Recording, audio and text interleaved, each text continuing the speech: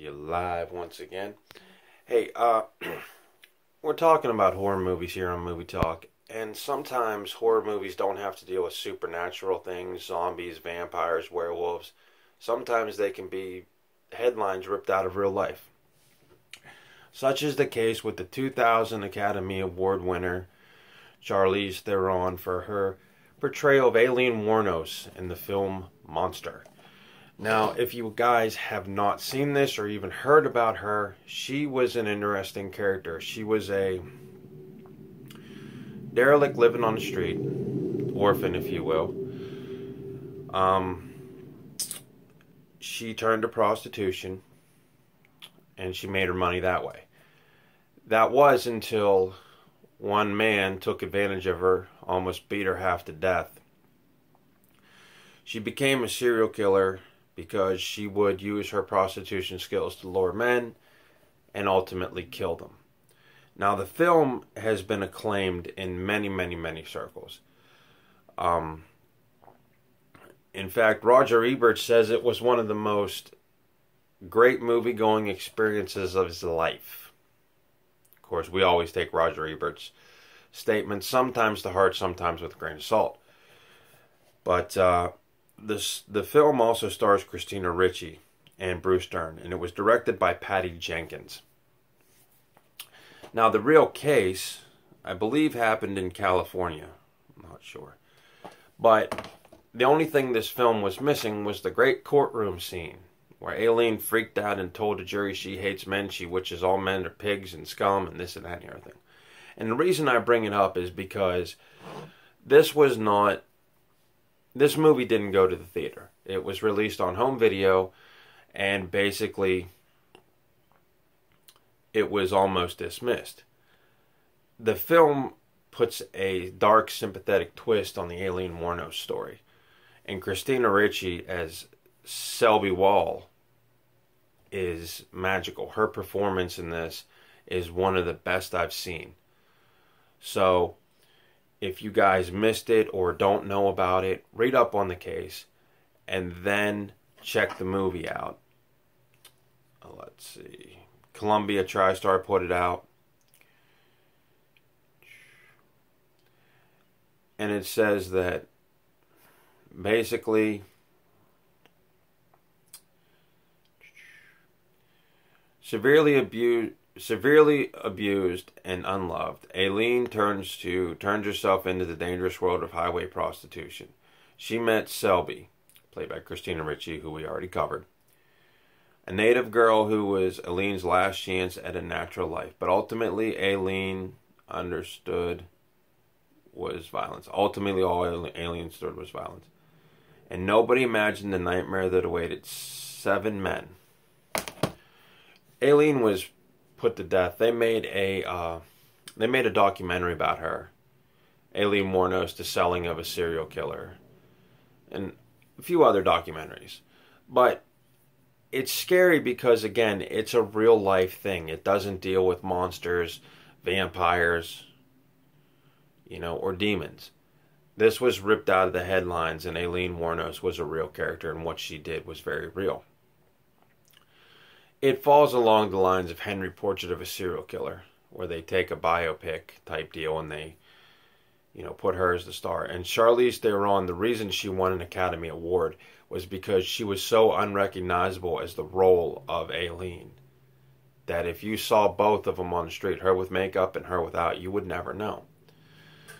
So you guys should check that out. Like I said, it's put out by Columbia's TriStar. It runs 109 minutes. And it is probably one of the best serial killer documentary films you'll ever see. I would put it above Henry Portrait of a Serial Killer, if I were you. But that's just me. The second film we're going to talk about, we are going to talk about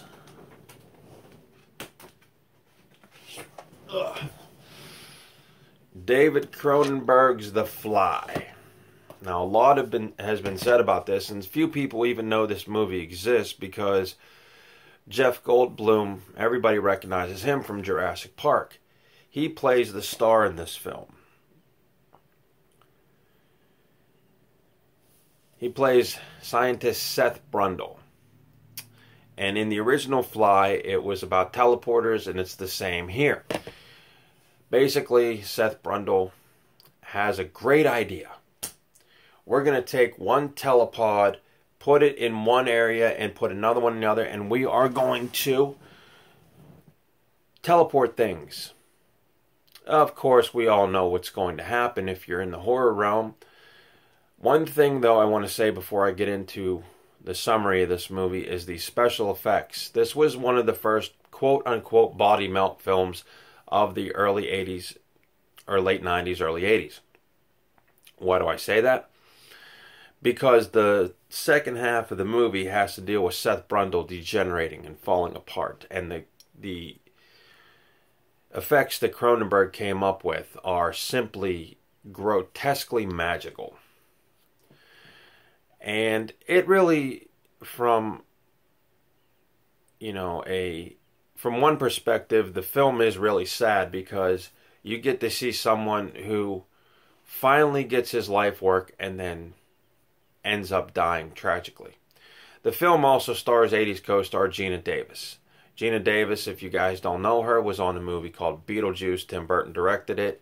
Winona Ryder was in it as well. But basically, in the film, Geena Davis goes to interview Seth Brundle about his latest discovery and ends up falling in love with him. Now,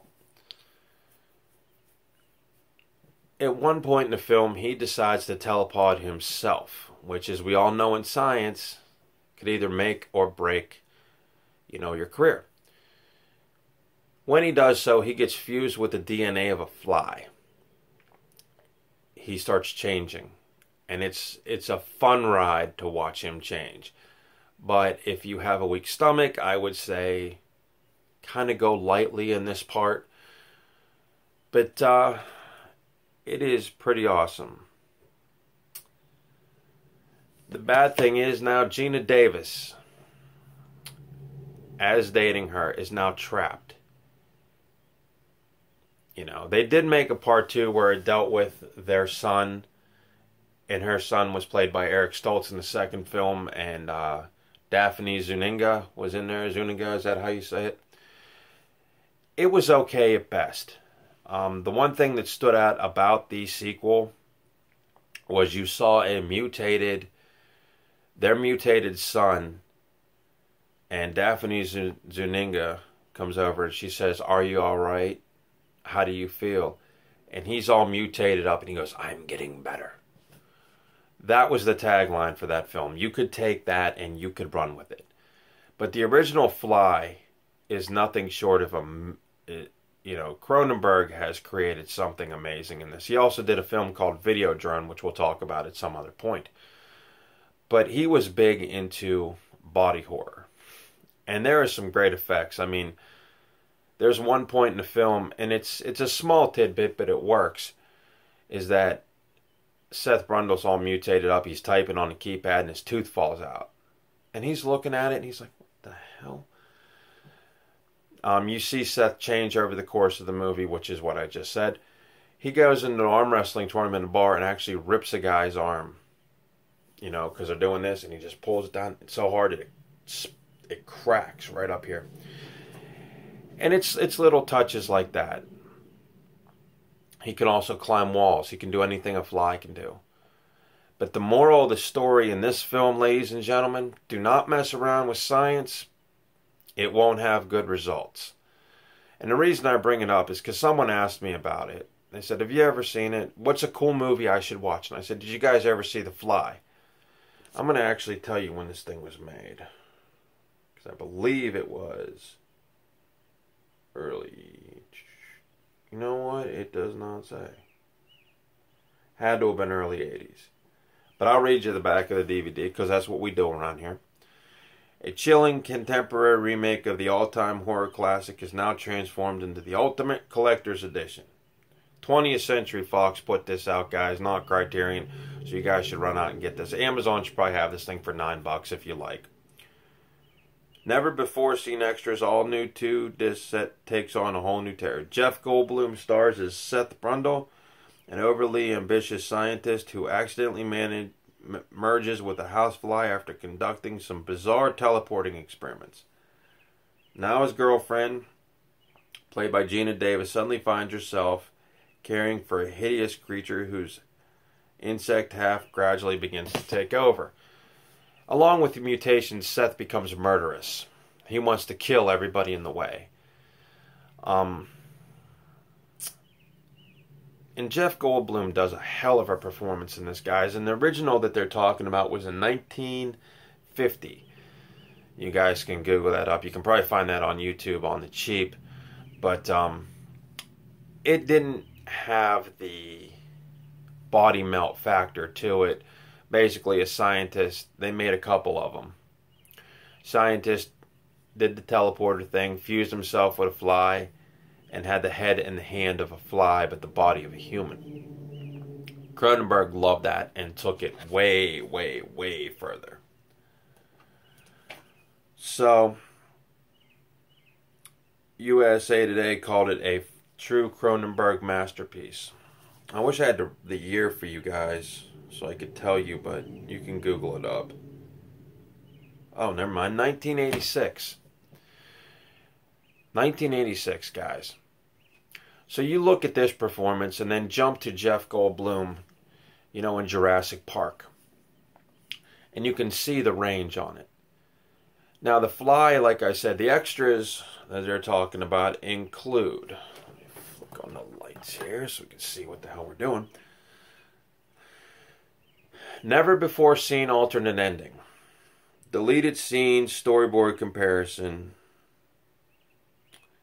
The Seth Brundle Museum of Natural History. That was a good thing. That was an interesting thing in the film because in Seth Brundle's apartment, he has just exhibits of things that he considered masterpieces. George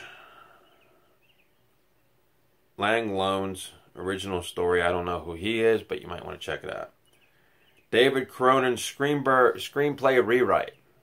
He rewrote this thing like 4 times, by the way, guys, in production. Interactive articles, stills and video clips from Cinefex and American Cinephotographer. Cinefex used to be a magazine, guys. And they used to talk to you about how they made special effects. They did an interesting piece on Class of 1999. I actually had one. It was a counterpart to another famous magazine called Fangoria. It was trying to be Fangoria-like, but it just fell short. Promotional featurettes, basically probably trailers, you know, stuff like that. Movie posters, you know. Behind the scenes concept art, original teasers, trailers, and a lot more. As I said, this thing was put out by 20th Century Fox. So it might be worth checking out. And if you haven't seen this, like I said, do not eat when you watch it. If you like body melt horror, okay? If, let's just say you like watching people just disintegrate, you know. There is another movie out there that you guys would probably like. It's hard to find. It was put out by Unearthed Pictures, which is a straight-to-DVD market. You can go to www.unearthedvideo.com and you can check it out. It's called Thanatomorphose. It's a film by Eric Faldreau. Stars Caden Rose. And it is a very, very sick, nauseating film. But as I said, if you like body melt, you're going to like this film. Thanatomorphose is a French word meaning the visible signs of an organism's decomposition caused by death. Simple enough. One day, a young, beautiful woman wakes up and finds her flesh is rotting off of her. Basically, in this movie, this is a slow descent into death, and it's perfectly matched if you like body humor. Um, Girl at a party steps on a nail. Okay, no big deal. Then she wakes up and she finds out she starts rotting away. Now, one of the more graphic scenes in the film involve her doing something to a man. Man puts his hand on the back of her head and actually puts his fingers through her head. And the thing about this film is that it looks real, and when you're done watching it, you want to take a shower and grab the one you're with and squeeze them tight, because this film will disturb you. The only thing is, it's done in 2.0 mono stereo soundtrack, or Dolby Digital 2.0, which means you're going to get it from both speakers, but if you have a home surround system, no good. That's the only gripe about this film. The film is morbidly disgusting, and the very, very real fun comes at the end where she finally decomposes into a human skeleton. That is pretty damn graphic, but it's fun. It's just another body melt movie. Like I said, put out by Unearthed. It includes short films called Coming Home, La Petite Mort, and Purgatory. I've never watched them, but I assume they're from the same filmmaker. So, thanatomorphose. One of the more disturbing horror films I think I have seen in a while. And we'll put that back on the rack. The actress who plays in it's very good. But if you like body horror and you like watching people degenerate... Now, there is also another movie called Body Melt, which I've never seen. So, if you like people falling apart, check out The Fly 2, The Thanatomorphose, and another picture called Rot, which you could probably find from Amazon, I'm not sure. Rot was an interesting one. It was along the same lines. I have it, but I'm not going to go get it. But it was basically about a girl who has sex with a dead person, contracts a virus that, again, makes her disintegrate, and her and her punk rock boyfriend pretty much just wait it out and, disintegrate, melt, fall apart, while they try to figure out what the hell's going on. That, again, was put out by Unearthed Video. In fact, there was a site called cultmoviemania.com, and I got it off there. You might be able to find it, but they are no longer in production, which is a shame because they used to have some really obscure horror films. But if you can find where that site went, check it out. Anyway, it's movie talk. We covered The Fly. We covered Thanatomorphose. There was one other thing. Oh, yeah. Yeah, I knew what I was going to talk about. If you guys don't know, the Friday the 13th lawsuit's still going on. There's a petition to add new DLC. I would love to see new DLC added because it's been a while. The game needs to keep getting fresh. But the problem is Steve Minner and Victor Miller, you guys got to think of the fans. And the one thing that I did read was that if you like the Friday the 13th NECA action figures, they are licensed officially from Friday the 13th and New Line Cinema, respectively. You will not be able to pick those up until this lawsuit is over. And I mean, there's so many stories left in the Friday the 13th canon. And the thing is, this is a thing that fans never get tired of. We never get tired of Jason going... We never get tired of going to the theater and seeing Jason do his thing. You know what I mean? It's like Freddy. We like Freddy so much that in 1980s, Channel 22 came out and said, look, Freddy's Nightmares. Let's run with it. But I hope they get this lawsuit settled because, until then you're going to have fan-made films, which if you are in the mood or are desperate need of a Friday the 13th something, go onto YouTube, check Friday the 13th No Man's Land out. Also look for Jason versus Michael Myers. Short fan-made films. They actually are pretty decent. They're amateur hour, but they're actually decent. And they show promise to the franchise. So I hope they get this lawsuit cleared up. And as far as the DLC petition, I really hope they do. Because once you beat the main game, I mean, you need something new. Gamers need constantly something new. So, I just wanted to comment on that. See what's up. Let you guys know that's going on still. And, Mad Magazine, you know, I still miss it. Maybe you guys can go on the internet and find out, you know, Mad TV skits by my man Artie Lang. You know, check that out. One more thing, too, I want to add. A while ago, I did the Animal House review, and I told you about the show called The Delta House. Well, somebody had uploaded all but 2 episodes on YouTube. So, if you're interested, if you're interested in that show, check it out. It lasted about a season. And on a final note, you guys love Ferris Bueller. Ferris Bueller's Day Off. You guys know that. The entire TV show is on YouTube. It lasted less than a season, was canceled right before the last episode, but it's on there.